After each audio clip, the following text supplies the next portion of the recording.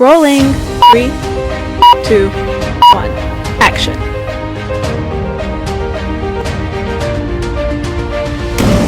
Welcome to Ho-Choka Podcast. Hello, Mitaki AP, and welcome to Ho-Choka, here at the center of St. Joseph's Indian Schools campus. I'm Scott Wooster. I'm joined by Hope McCloskey. Today, the two of us host Joseph Marshall III, award-winning author of 18 books, cultural and historical consultant, teacher, craftsman, administrator, actor, and public speaker. He joins us to tape for a series directed primarily to our families about the vital task of reinvigorating the cultural identity of Lakota youth. In this podcast, we examine place, purpose, history, and cultural identity. And I'd just like to say welcome, Joseph. Thank you. It's good to have you here. Glad to be here. Earlier, when you described the pre-reservation community to me, I wondered what it would look like for every Lakota child to have a sense of place and purpose, because not a lot of people in general can find their purpose in life, you know, and so I think it would probably be harder for a Lakota child too, because we don't have, like you both just said, like we don't have that availability of sitting down and talking with our grandparents and hearing their stories and learning from the lessons that they always have, you know. So what are some ways that you can help us identify some practical and simple ways our families and communities can create that for our youth? Well, it was easier in the pre-reservation days, so let's mention that first briefly.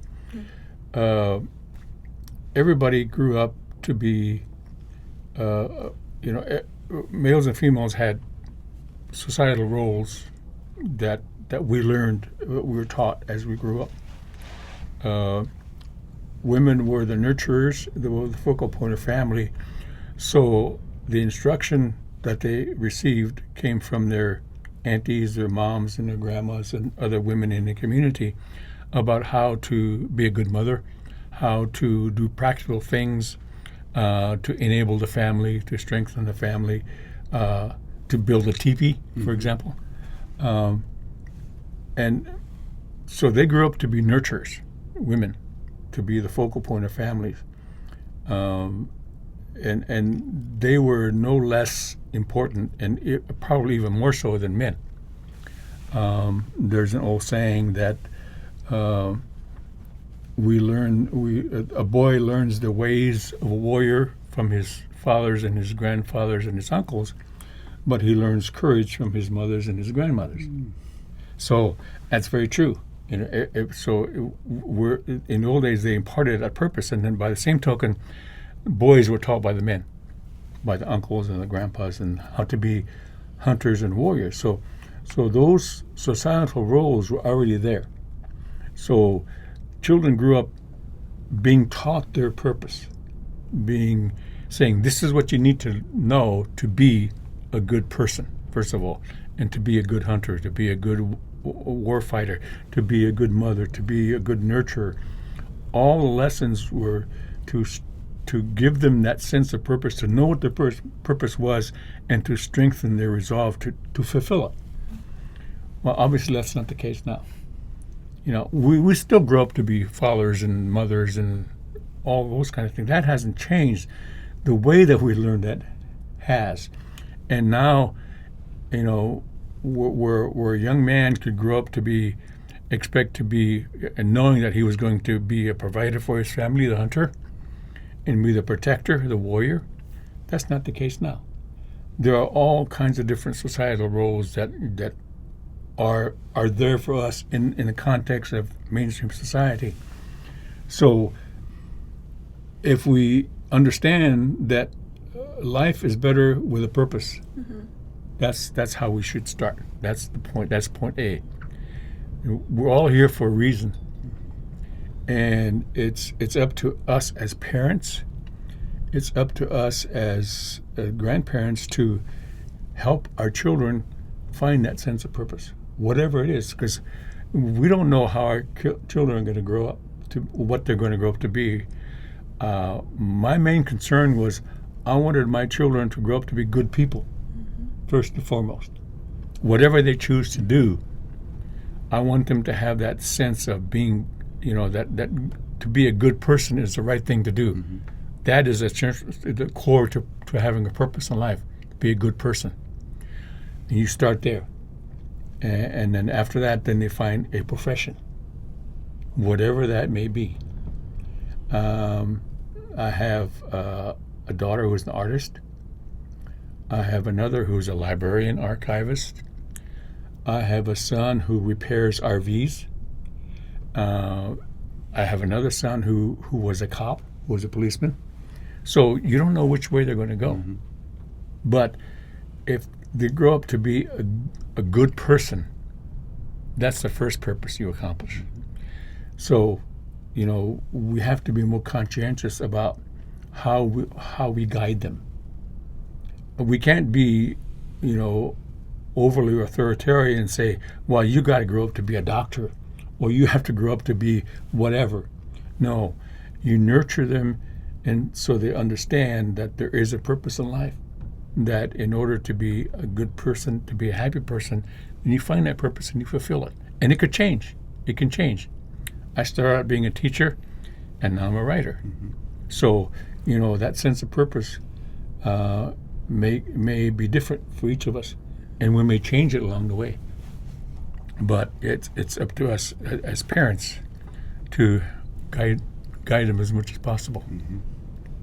So, Joseph, what other elements of our culture do you feel need revitalization in order to help Lakota identity continue to strengthen?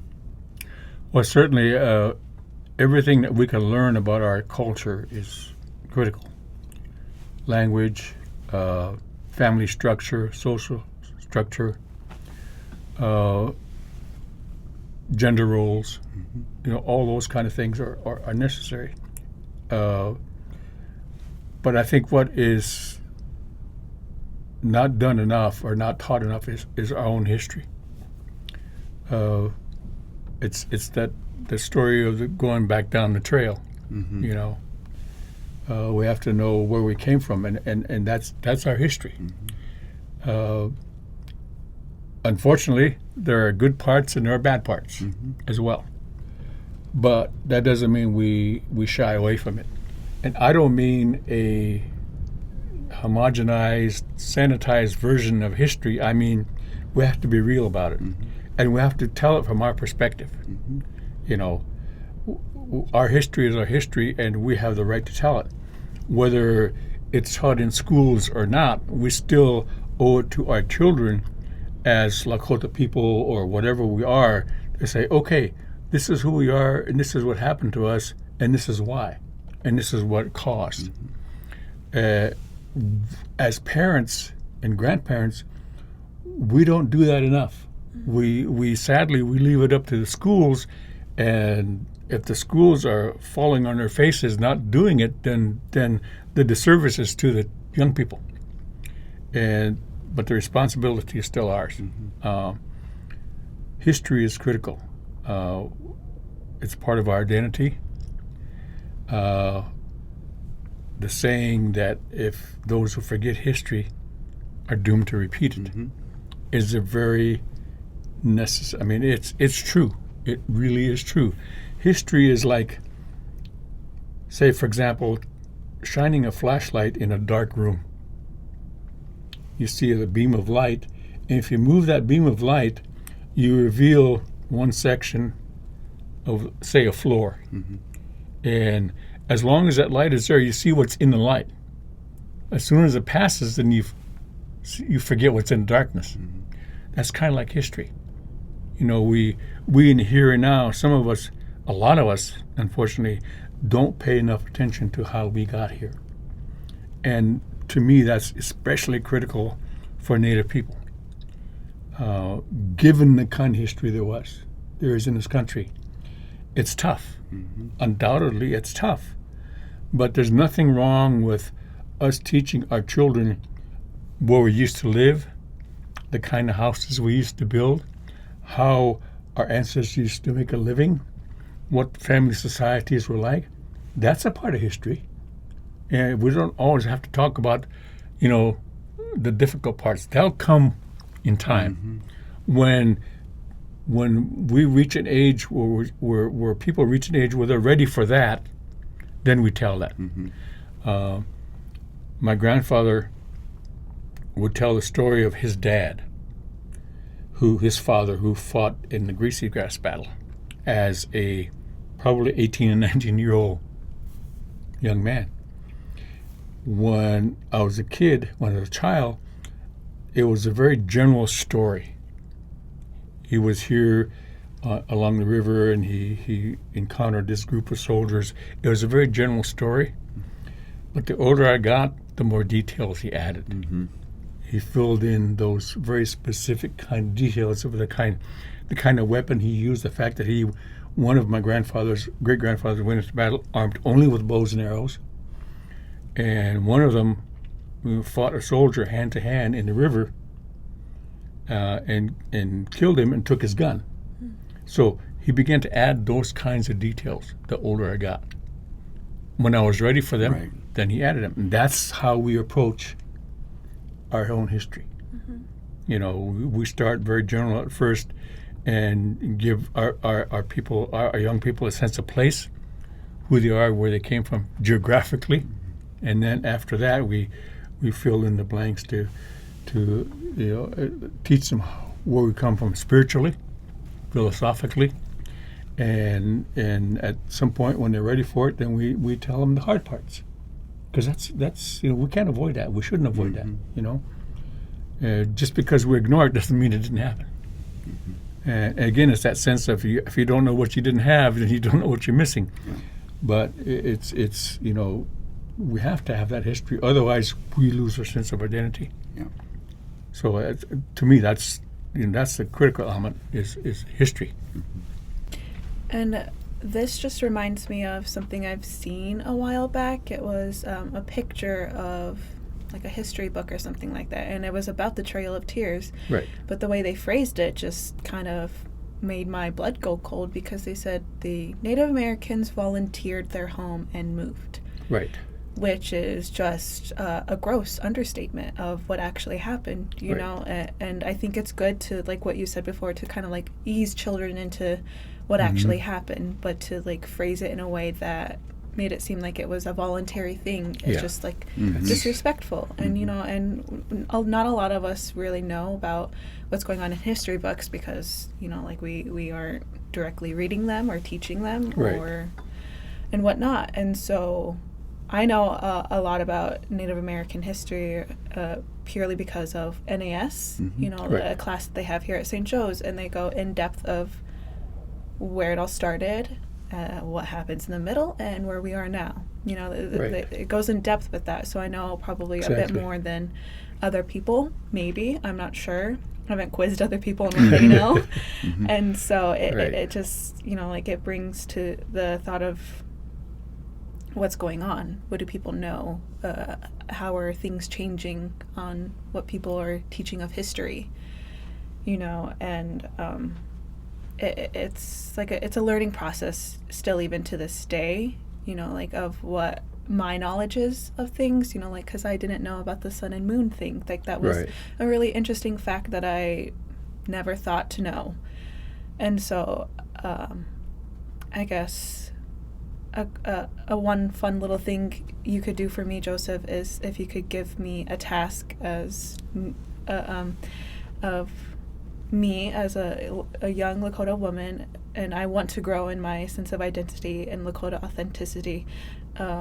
What would the task be, and why? Like any source of learning or something that you think all young Lakota youths know, should know at least. I think that we historically need to know what our place was in society. We first should know that and understand it, so we can somehow make that work for us in the here and now, because the past does have lessons to offer us, and there are some things that we did in the past that would work very well today if we knew what they were. So maybe as a young woman, you could take the trouble of learning what a woman's place was in society, and it certainly wasn't any less than a man's place. In fact, as far as I'm concerned, it was more important. We went through a transitionary period from the late 1800s to about 1940. Nobody ever talks about that period of time when we were put on reservations. In the beginning, it was what was called the agency at Fort Robinson, Nebraska, when all the Lakota people went there, 15,000 or so, 10, 15,000 Lakota people all went there, surrendered to the whites. Mm-hmm. And when that happened, then especially the males didn't have to be hunters anymore, didn't have to be warriors anymore. Mm-hmm. So their whole societal roles were taken away from them. So that's probably part of the reason why we as Lakota males are in so much flux today. There's a certain amount of confusion as to who we are and what we should be doing. So that's probably part of the reason that there's a lot of alcoholism. There's a lot of, the family was affected because the male didn't have that same sense of purpose that he had before. But the one part of society that enables us to get through there to the extent that we have were the women. Because even though the men may have lost their roles, the women didn't. Mm-hmm. They still had to be mothers. They still had to be teachers. They still had to be the nurturers of family. And those decades, from the late 1800s to about 1940s, we survived mainly because of the women. Because if it hadn't been for their strength, we wouldn't be here. Mm-hmm. So we need to, you as a young woman, need to go back and know that history so that it becomes part of who you are as your identity, so that you can turn around when time comes and teach it to your children, your grandchildren, your nieces, and whoever else. Mm-hmm. So that's your task. Okay, thank you. Joseph, once again, thank you for joining us here. My pleasure. At Hochoka, at the center of St. Joseph's Indian School campus, where we talk about issues that are central to Native America today. Until next time, stay centered.